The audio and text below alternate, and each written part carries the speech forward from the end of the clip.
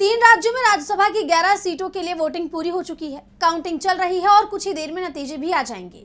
वैसे चुनाव का ऐलान तो 37 सीटों के लिए हुआ था, लेकिन 26 पर चुनाव निर्विरोध हो गया। बाकी बची 11 सीटों पर ही वोटिंग की नौबत आई थी, जिसमें बिहार की 5, ओडिशा की 4 और हरियाणा की 2 सीटें शामिल हैं। चुनाव के बाद किसकी जीत की दिख रही है संभावना, आइए देखते हैं इस रिपोर्ट में।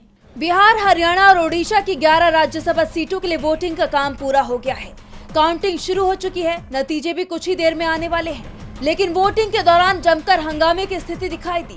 सबसे ज्यादा बवाल बिहार में मचा। यहाँ 243 विधायकों में से 239 ने ही वोट डाला।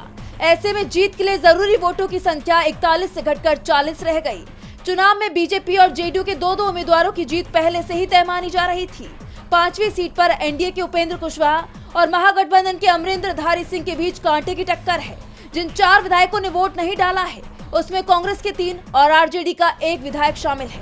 महागठबंधन के पास 41 विधायकों का समर्थन था। ऐसे में उसके उम्मीदवार को सिर्फ 37 वोट मिलते ही दिखाई दे रहे हैं। लेकिन वोटिंग के बीच हम के 2 विधायकों ने तेजस्वी से मुलाकात कर कुशवाहा की मुश्किलों को बढ़ा दिया है।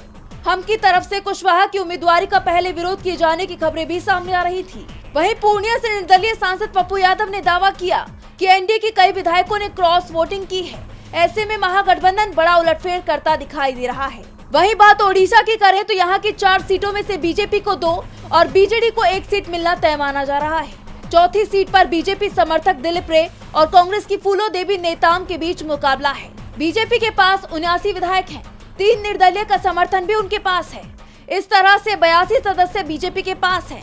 1 सीट के लिए 30 सदस्यों का समर्थन चाहिए। ऐसे में तीसरे उम्मीदवार दिलीप रे के लिए 22 वोट ही आरक्षित हैं।